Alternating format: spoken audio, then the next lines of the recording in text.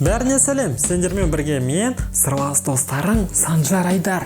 Алдыңғы видеода біз бірінші кездесуге дейін не білген жөн тақырыбына сөз қозғадық. Ал енді сол кездесу болған кезде не істейтініміз жайлы сөйлесеміз. Біле білсең, бірінші кездесуге бару шынымен қорқынышты болуы мүмкін. Себебі сен өзің білмейтін жерге, өзің танымайтын біреумен, өзің білмейтін тақырыптарға сөйлесесің. Бұдан кейін қалай уайымдамайсың? Кейде кездесулер шынымен де сәтсіз болуы мүмкін. Ол көрсетің адамың сенің жұбың болмаған кезде болып жатады. Бірақ өкінішке орай бұл әлемде одан қашып құтылу мүмкін емес. Бұл видеода бірінші кездесуде жақсы ой қалыптастырып, барлығы ұнап жатса, екіншісінде ұйымдастыру жайында айтылады. Сонымен, бүгін мен сендердің алғашқы кездесулеріңнің барынша керемет өту үшін 7 кеңес беремін. Дайынсың ба? Онда кеттік.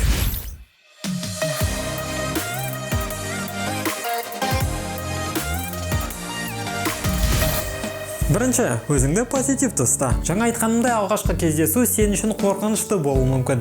Сол үшін бұған кіріспес бұрын өзіңді позитивті ұстап сабаңа кел. Өзіңді ретке келтіретін нәрселерді жаса. Мысалы, медитация, өлең тыңдау, ән айту және тағы басқалары. Ал қатты толқып тұрсаң, өз құрбыңды саған жиналу үшін көмекке шақырсаң болады.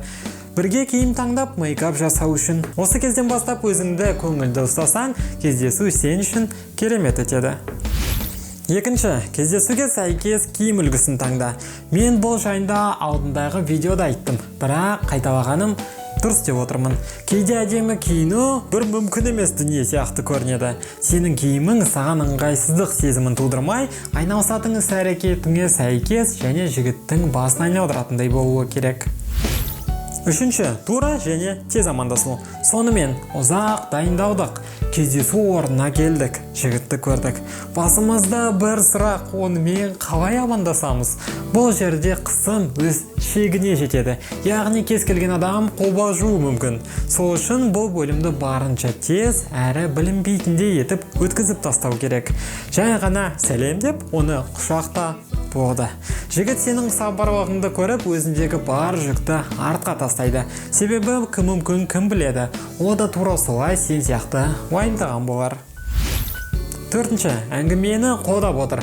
Кейде бірінші кездесудің жұмысқа қабылданушы мен қабылдаушының диалогына ұқсап кететіні бар. Екі жақта ақпарат алмасы бір-біріне деген жарасымын анықтап жатады. Өзіңнің кездесіп жатқан адамың жайлы толық мәлімет білу бұл дұрыс нәрсе, бірақ оның белгілі уақытты талап ететінін де ұмытпауымыз керек. Сол үшін сұрақтарды автоматпен атқандай емес, бір-бірлеп асықпай қойып, әңгімені қолдауға тырыс. Бесінші, шөтті бөлісуге ұсын. Егер сен қандай тамақ алатыныңды және қандай өлшемде болатынын, оған кім төлейтінін білмейтін болсаң, онда жігіттен оның не нәрсеге тапсырыс беретінін сұрап көр. Сен де соған сәйкес өз тапсырысыңды жасайсың. Бұл нәрсе саған ыңғайсыздық тудыртпай, қалыпты көрінуі керек. Кейін шот келгенде жігітке 2 адамға бөлуге ұсын. Егер ол өзім төлеймін деп қарсылық білдіртіп жатса, онда жігітке рахметін айтып, келесіде балмұздақ алып беретініңді айт.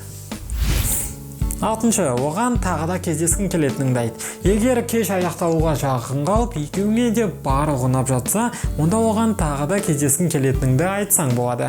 Бір намек жасаңдар не қылса. Бұл кеш маған қатты ұнады.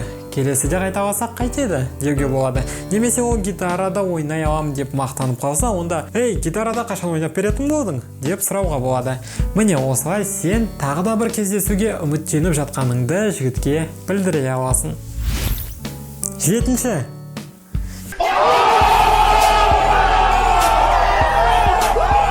Егер сен оны сүйгің келсе, онда жігітке оны білуге мүмкіндік бер.